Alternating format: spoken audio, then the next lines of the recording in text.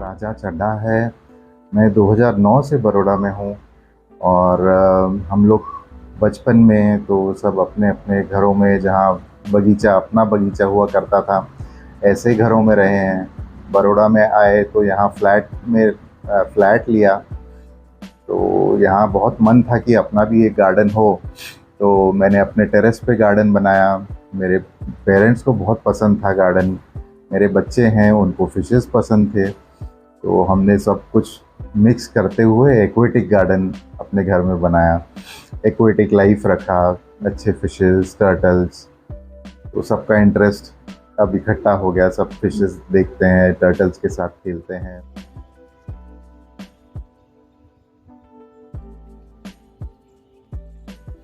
सुबह सुबह water lilies खिल जाते हैं जब हम ऑफिस जाने से पहले।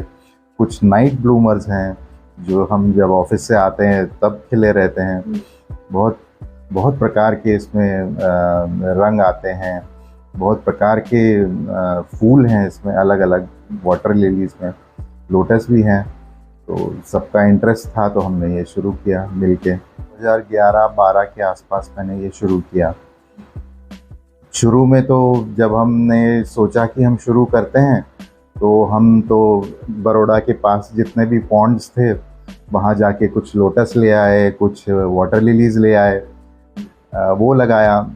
तो जहाँ जहाँ जब मार्केट में एक मिलता है उसको लक्ष्मी कमल बोलते हैं। वो कमल नहीं होता है, वो लिली होता है, वाटर लिली जो रात में खिलता है, तो वो लेके आए।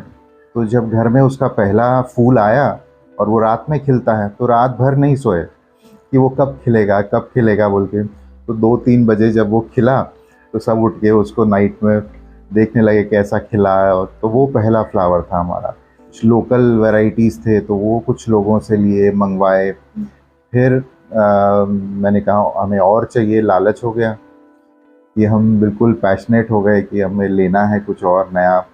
तो हमने इंपोर्ट करना शुरू किया, थाईलैंड से, ऑस्ट्रेलिया से, यूएस से। तो कोई जाता था तो मंगा लेते थे या फिर इंपोर्ट करते थे। तो ऐसे करके मैंने अपना कलेक्शन बढ़ाया। तो अब ये हो गया कि जो भी कुछ नया आता है या मैं अपने आप से कुछ हाइब्रिड करता हूँ तो कुछ नया चाहिए होता है। अभी जितना भी जगह कम हो गई है, लेकिन फिर भी ये कुछ नया करने का तो वो रहता ही है कुछ। और बहुत फ्रेग्रेंट फ्लावर्स हैं कुछ, तो बहुत सुंदर। तो सबके पास बैठने का, वहाँ बैठ के शाम को चाय पीने का और सब बैठ के उसको एंजॉय करने का एक मज़ा ही डिफरेंट है। बेसिकली ये 2 टाइप के होते हैं, हार्डीज और ट्रॉपिकल। अब ट्रॉपिकल में भी कुछ अलग वैरायटीज़ होती हैं कि उनको कैसे उगा सकते हैं, लेकिन मोटा मोटा ट्रॉपिकल और हार्डी। ट्रॉपिकल एक बल्ब से उगता है और हार्डीज उसका रूट सिस्टम हॉरिजॉन्टल जाता है, तो उसको कट करके आप प्रोपोगेट कर सकते हैं। हार्डीज विंटर में भी फ्लावर करते हैं लेकिन कम फ्लावर करते हैं। ट्रॉपिकल्स विंटर में फ्लावर करना बंद कर देते हैं। 3 महीने, अक्टूबर एंड से नवंबर, दिसंबर, जनवरी वो फ्लावर नहीं करेंगे और उसके बाद से वो फ्लावर करना शुरू करते हैं। कम से कम 9 से 10 महीना रेगुलर फ्लावर मिलता है। ट्रॉपिकल के फ्लावर्स बहुत डेलिकेट होते हैं, 2 दिन रहेंगे और फिर एक नया फूल आएगा, वो नीचे गिर जाएगा। लेकिन हार्डीज के फ्लावर बहुत सुंदर होते हैं और उसके पेटल्स स्ट्रॉन्ग होते हैं, ज़्यादा दिन तक रुकता है उसका फ्लावर। देखने में एक डेलिकेट है और एक थोड़ा स्ट्रॉन्ग है, लेकिन अपने आप में दोनों ही बहुत सुंदर है। और दूसरी एक वैरायटी है मेरे पास जो ऑस्ट्रेलियन है, उसको डेप्थ ज़्यादा चाहिए होती है, 3 से 4 फीट कम से कम। तो वो 4 फीट में होता है, वो मैंने ऑस्ट्रेलिया से इंपोर्ट किए थे। मैं तो ये अपने शौक़ के लिए किया है। मेरे पास तो कोई हेल्प नहीं है कि मैं उसको किसी यूज़ में लगा सकूं।